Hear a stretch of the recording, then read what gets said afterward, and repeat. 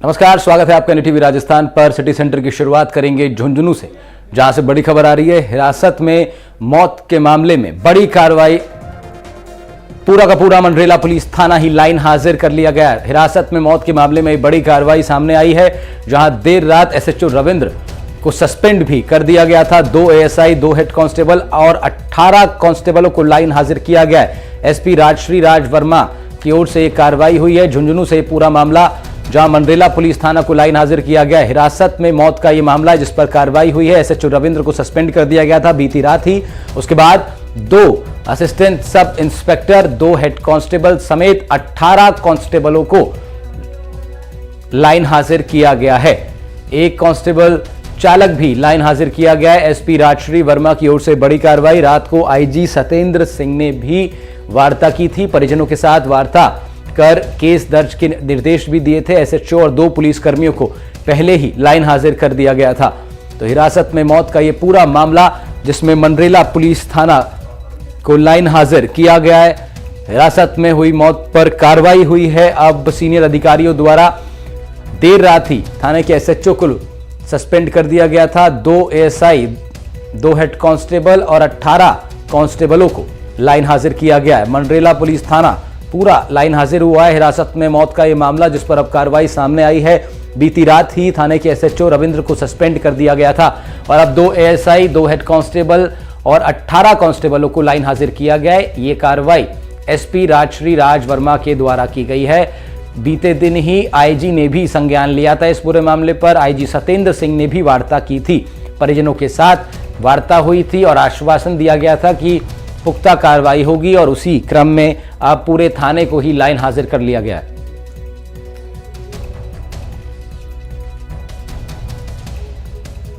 तो हिरासत में मौत का ये पूरा मामला, जिसमें अब कार्रवाई हुई है। देर रात SHO रविंद्र को सस्पेंड किया गया था। 2 ASI, 2 हेड कांस्टेबल, 18 कांस्टेबलों को लाइन हाजिर किया गया है। SP राजश्री राज वर्मा द्वारा यह कार्रवाई की गई है। झुंझुनू से खबर आ रही है। पूरा का पूरा मंडरेला पुलिस थाना झुंझुनू का लाइन हाजिर किया गया है। हिरासत में मौत का ये पूरा मामला, जिस पे अब कार्रवाई हुई है। IG ने आश्वस्त किया था परिजनों को कि कार्रवाई होगी, और उसी क्रम में 2 ASI, 2 हेड कांस्टेबल और 18 कांस्टेबल को लाइन हाजिर कर दिया गया, जबकि थाने के SHO थाना प्रभारी को बीती रात ही सस्पेंड कर दिया गया था।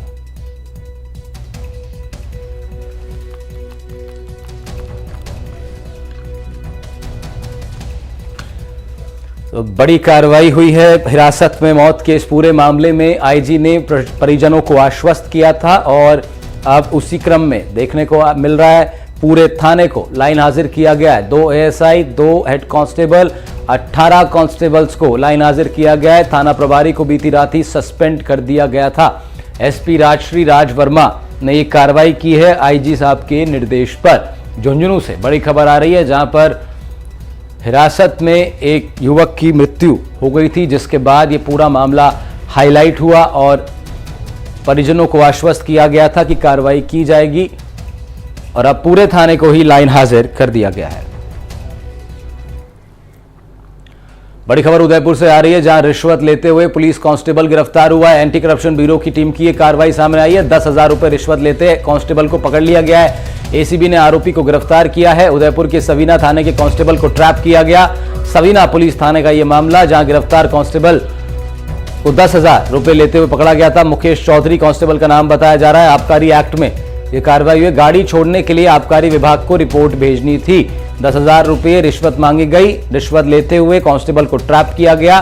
एंटी करप्शन ब्यूरो की टीम ने गिरफ्तार कर लिया है। सवीना पुलिस थाने का यह पूरा मामला, जहां के कांस्टेबल मुकेश चौधरी को ACB यानी एंटी करप्शन ब्यूरो की टीम ने कार्रवाई करते हुए गिरफ्तार किया। आबकारी एक्ट में पकड़ी गई गाड़ी छोड़ने के लिए रिश्वत ली जा रही थी।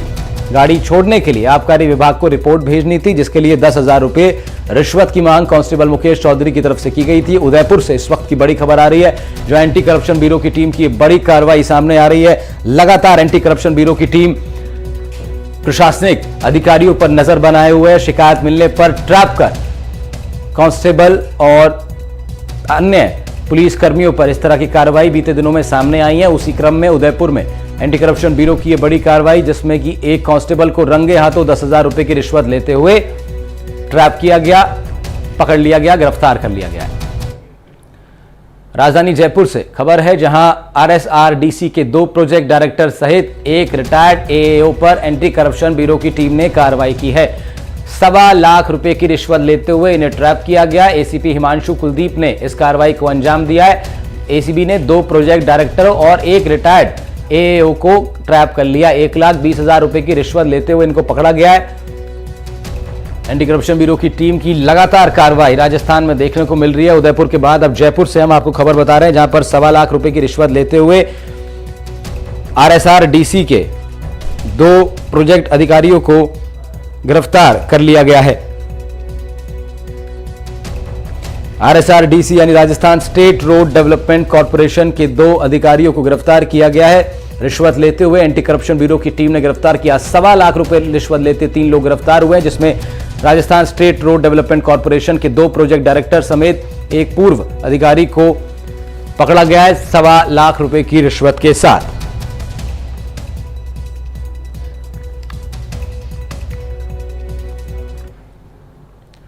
खबर हनुमानगढ़ से है, जहां न्यूड वीडियो कॉल कर ब्लैकमेल करने वाले गिरोह को पकड़ा है। 3 आरोपी, जिसका नाम पवन, संदीप और सुमित है, उन्हें गिरफ्तार किया गया है। तीनों से 6 mobile, 7 SIM card, 12 ATM card बरामद किए हैं। 80 इंस्टाग्राम आईडीज और 10 यूपीआई आईडी मिली है। इंस्टाग्राम आईडी से न्यूड फोटोज, न्यूड वीडियोज और अश्लील कॉलिंग ये लोग किया करते थे, जिसके बाद ब्लैकमेल करते थे। तीनों ने करीब 7 लाख रुपए वसूले जाने की बात भी स्वीकार कर ली है। हनुमानगढ़ से आपको बड़ी खबर बता रहे हैं, जहां पर 3 आरोपियों को गिरफ्तार किया गया है।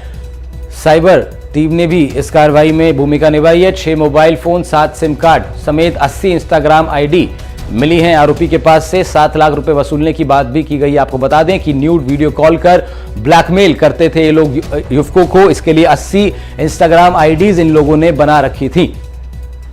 12 एटीएम कार्ड भी इनके पास से बरामद हुए हैं। 7 सिम कार्ड समेत 6 मोबाइल फोन बरामद किए गए। 80 इंस्टाग्राम आईडीज और 10 यूपीआई आईडी मिली है इनके पास से। 7 लाख से भी ज्यादा रिश्वत वसूलने की इन्होंने बात स्वीकार कर ली है।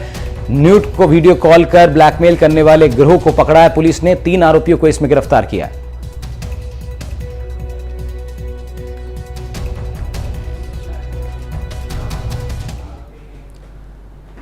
खबर अलवर से है, जहां बानसूर में एंटी करप्शन ब्यूरो की कार्रवाई सामने आई है। पटवारी को 10,000 रुपए की रिश्वत लेते हुए गिरफ्तार कर लिया है। तो एंटी करप्शन ब्यूरो की टीम राजस्थान में ताबड़तोड़ कार्रवाई कर रही है। उदयपुर, जयपुर और अब हम आपको खबर बता रहे हैं अलवर से, जहां पर बानसूर में एंटी करप्शन ब्यूरो की टीम ने कार्रवाई करते हुए 10,000 रिश्वत लेते हुए पटवारी को रंगे हाथों पकड़ लिया है। बानसूर में पटवारी के कार्यालय में रिश्वत ली जा रही थी। अलवर प्रथम एसीबी टीम की ये कार्रवाई है।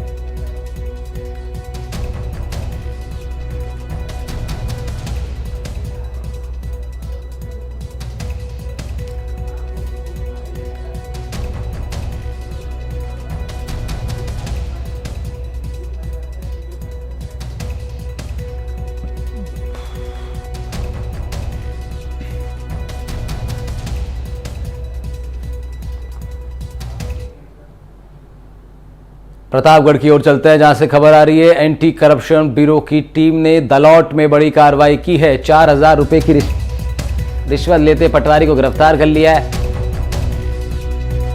सीमा ज्ञान और जमीन नापने की एवज में रिश्वत मांगी गई थी। 8,000 रुपए लेना तय हुआ था। 4,000 रुपए लेते हुए एसीबी की टीम ने पटवारी को गिरफ्तार कर लिया है। मदन सिंह मोहिल ने 2 किश्तों में ये रुपये लिए थे। 8,000 रुपए लेना तय हुआ। 30 तारीख को पहली किश्त के 4,000 रुपए ले चुका था रिश्वतखोर पटवारी। 4,000 और लिए जाने थे। इसी बीच एंटी करप्शन ब्यूरो की टीम ने ट्रैप कर पटवारी को गिरफ्तार कर लिया है। शिकायत मिली थी पटवारी के नाम पर और कार्रवाई करते हुए एंटी करप्शन ब्यूरो की टीम ने 4,000 रुपए की रिश्वत लेते हुए आरोपी पटवारी को गिरफ्तार कर लिया।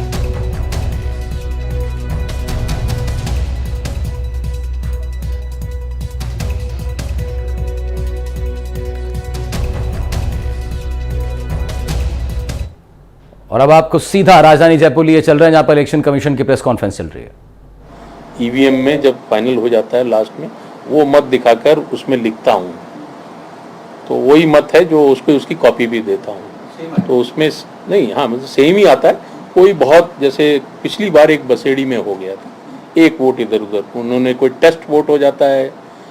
टेस्ट वोट समझते हैं कि किसी ने कहा कि मेरा वोट नहीं, तो वो कहीं अंकन में या कहीं मैंने वोट तो दिलवाया और डाला नहीं, तो ऐसे कुछ प्रकरण हो सकते हैं, लेकिन एक ही प्रकरण बसेड़ी में हमारे यहाँ पिछली बार था, एक मॉक पोल का था। मॉक पोल बंद करना भूल गए, मॉक पोल क्लियर करना भूल गए, जिसमें 60-70 वोट होते हैं। वो तो बहुत दिख रहा था ऑब्वियस कि मॉक पोल नहीं क्लियर किया उन्होंने मशीन में। तो वो मॉक पोल वाला भी नसीराबाद में था और एक वहाँ पर था। तो इस तरह के केसेस आते हैं, उसका प्रोटोकॉल दिया हुआ है। तो वो क्लियर है कि किस तरह से प्रक्रिया अपनानी है। जो आपने पूछा कि अगर डिफरेंस आएगा तो क्या करेंगे, और अगर सीयू बंद हो गई तो क्या करेंगे, वीवीपैट की पर्चियाँ गिनेंगे। पूरी पर्चियाँ गिनी जाती हैं। पिछली बार हमने विधानसभा चुनाव में 49 सीयू डिस्प्ले नहीं हुई थी, तो वीवीपैट पर्चियाँ एक एक करके गिनी थी। तो ये हाँ, उसका रिकॉर्ड सब लेंगे। वीवीपैट पर्चियाँ, ये 5 कंपलसरी वीवीपैट पर्चियों के अलावा है। हर उसमें लॉटरी से निकालकर वीवीपैट पर्चियाँ गिननी होती हैं। तो हर उसमें कंपलसरी है वो ये नहीं है कि भाई नहीं गिनेंगे तो चल जाएगा, वो भी गिननी है अंत में। तो ये सारी प्रोटोकॉल बिल्कुल फिक्स्ड है। वो उसको, लेकिन हम लोग क्या होता है कि कई बार वो जल्दी रिजल्ट निकल गया, वो चले गए, बोले वीवीपैट पर्ची कौन देखेगा, बोले अब तो क्या उसमें रखा है, वो एक आध इधर उधर भी होगी तो क्या फर्क पड़ेगा। तो ऐसा मतलब ये प्रोटोकॉल तय है और कैंडिडेट को सब बताया गया है और पॉलिटिकल पार्टीज को भी बताया गया है।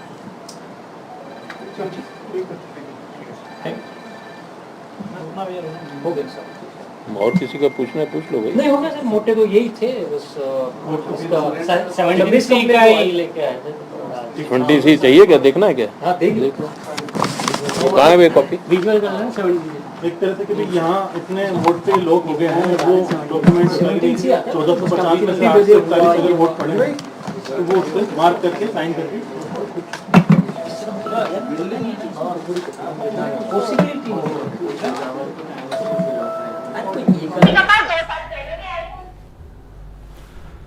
मुख्य चुनाव अधिकारी हैं राजस्थान प्रदेश के चुनाव आयोग के। जयपुर से लाइव तस्वीरें हम आपको दिखा रहे थे। प्रेस कॉन्फ्रेंस को संबोधित कर रहे हैं प्रवीण गुप्ता, मुख्य चुनाव अधिकारी के नाते से प्रेस को संबोधित कर रहे हैं। और इससे पहले भी उन्होंने स्पष्ट किया था कि रिकॉर्ड बनाया है भारतीय चुनाव आयोग ने, इतना बड़ा इलेक्शन।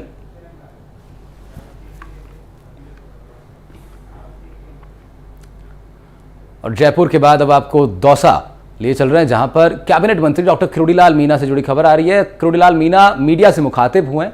उन्होंने दौसा सीट पर कांग्रेस प्रत्याशी मुरारीलाल मीणा पर निशाना साधा है। कहा कि ये काम खुद इंदिरा गांधी भी नहीं कर पाई। उन्होंने कहा कि राजस्थान की 25 सीटों पर विपक्षी दल पानी पी लेगा, वहीं बाड़मेर और चुरू सीट पर कॉन्फिडेंट नजर नहीं आए। इसी के साथ उन्होंने कहा कि पीएम मोदी ने उन्हें राजस्थान की 7 सीटों की जिम्मेदारी दी थी। उन्होंने उन 7 सीटों का खुलासा भी किया। इन 7 सीटों के जीतने का दावा करते हुए कहा कि अगर नहीं जीते तो मंत्री पद से इस्तीफा दे देंगे।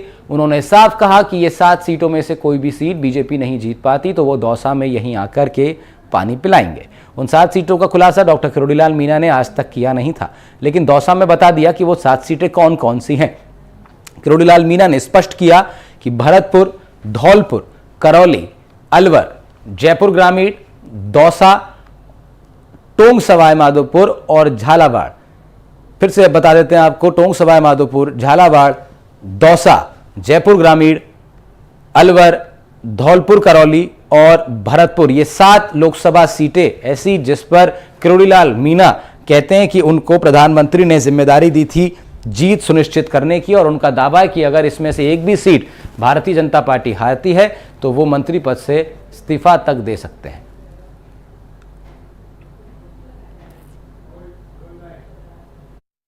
जनता 7 सीट जानना चाह रही है क्योंकि कल परिणाम आ रहे हैं। भरतपुर, धौलपुर, करौली, अलवर, जयपुर ग्रामीण, दौसा, टोंक सवाई माधोपुर, कोटा, झालावाड़। 25 के 25 कांग्रेस के और दूसरे जो लोग हैं वो सब पानी पी जाएंगे। मुरारीलाल जी कह रहे हैं दूसरा से मैं चुनाव जीत रहा हूं। उनको तो घमंड हो गया है, अहंकार हो गया। तो ये भी कह रहे हैं कि मैं भारतीय जनता पार्टी को दौसा से ख़त्म कर दूंगा। भारतीय जनता पार्टी या संघ या बीजेपी को इंदिरा गांधी ख़त्म नहीं कर सकी, कोई ताकत दुनिया की ख़त्म नहीं कर सकी, क्योंकि दुनिया का सबसे बड़ा संगठन है। और उसके बारे में घमंड भरा बयान दें मुरारीलाल जी, ये ठीक नहीं है। सर आप कह रहे हो 25 सीटें जीतेंगे, फिर इस्तीफे का सवाल ही नहीं है। हैं?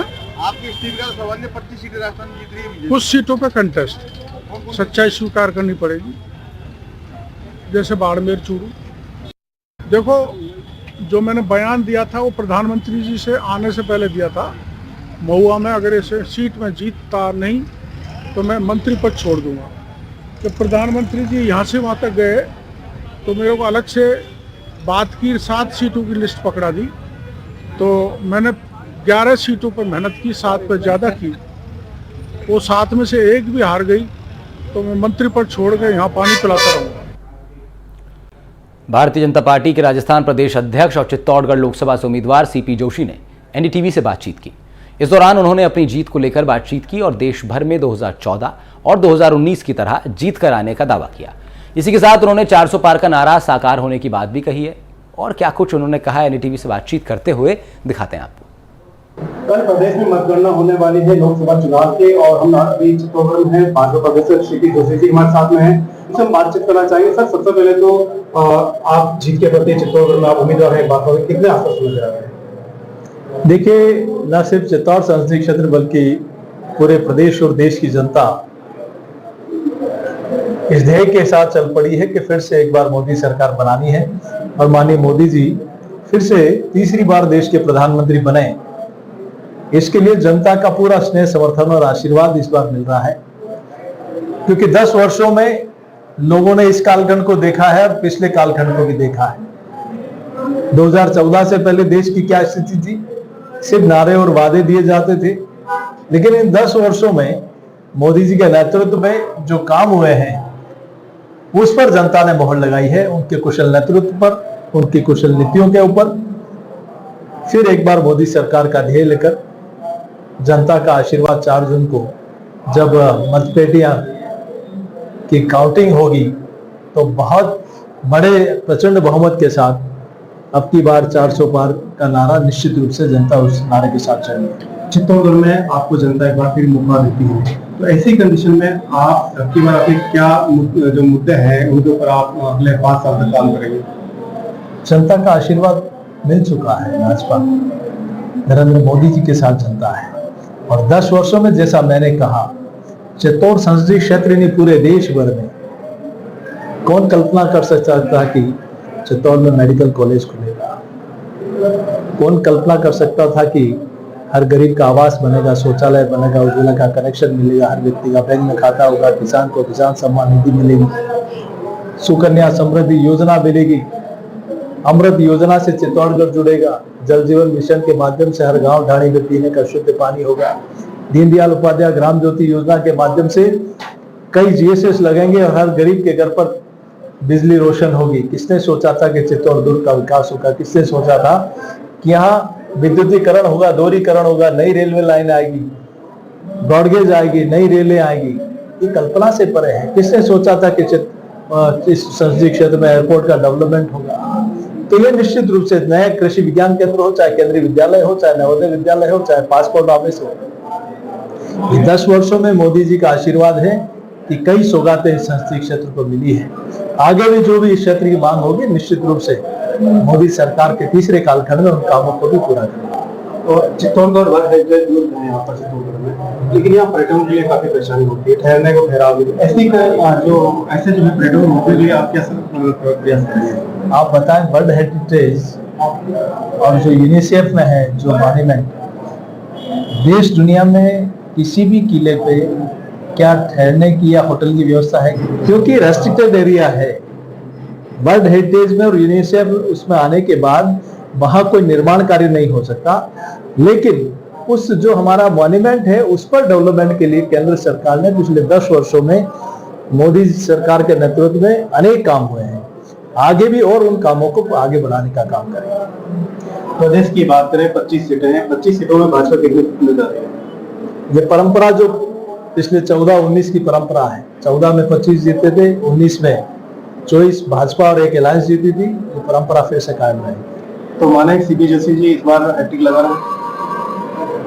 चित्तौड़ संसदीय क्षेत्र की जनता का आशीर्वाद है। मैं अति आत्मविश्वास में तो नहीं, लेकिन विश्वास के साथ कह सकता हूं कि पिछले 10 वर्षों में जो मोदी जी के नेतृत्व में काम हुए हैं, मोदी सरकार के नेतृत्व में, उस काम पर चित्तौड़गढ़ संसदीय क्षेत्र की जनता फिर से मोहर लगा रही है।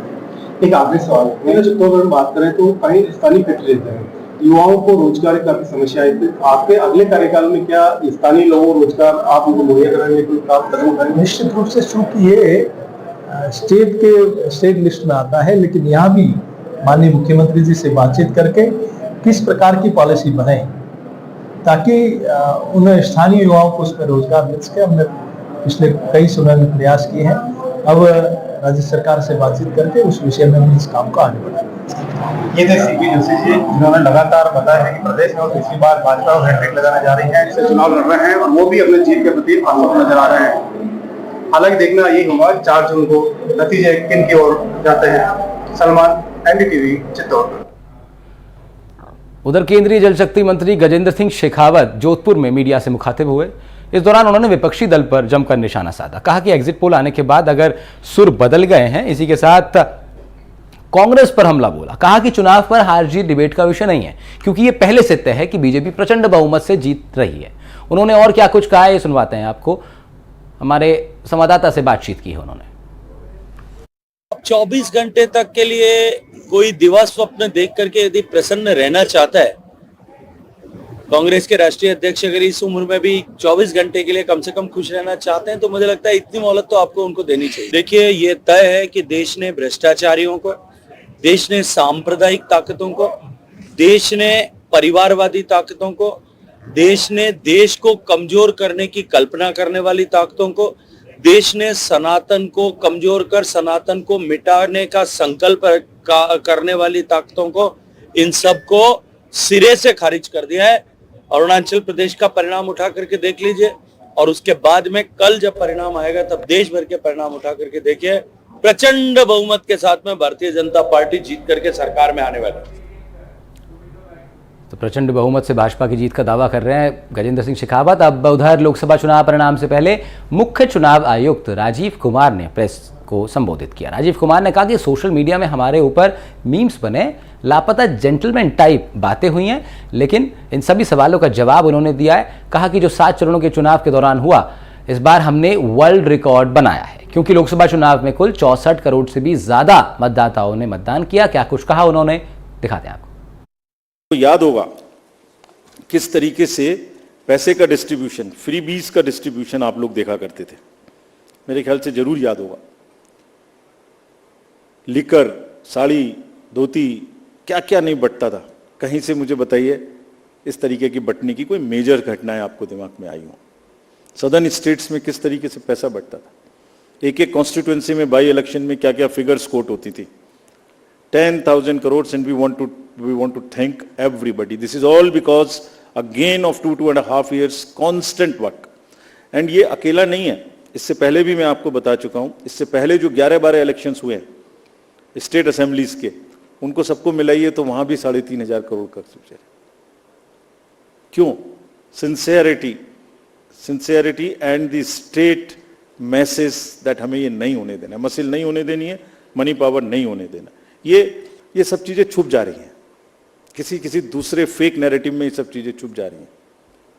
Country must know that this is what is the strength of the Indian democracy. आपको याद होगा किस तरीके की वायलेंस हम देखते थे। J&K, LWE areas of Jharkhand, Chhattisgarh, Orissa, Maharashtra, Manipur, Tripura, West Bengal, ये it's not a easy job to do it. It requires 2 years of a strong preparation. And आज आपके सामने में रिपोर्ट करने का ये भी पर्पस था कि इन सब ये सारा का सारा एफर्ट कहीं खो ना जाए. आपको एक बार दिखाएं तो कि क्या हुआ है. एब्सोल्युटली दिस टाइम अगर आप राइट साइड में देखते तो सारे टीवी भरे हुए होते थे कि वायलेंस वायलेंस वायलेंस. एक छोटी सी वायलेंस होती थी, पूरे दिन ट्रिगर चलता था. कोई ट्रिगर नहीं चला इस बार. And the environment at the polling stations was really festive despite the heat, which we will talk about.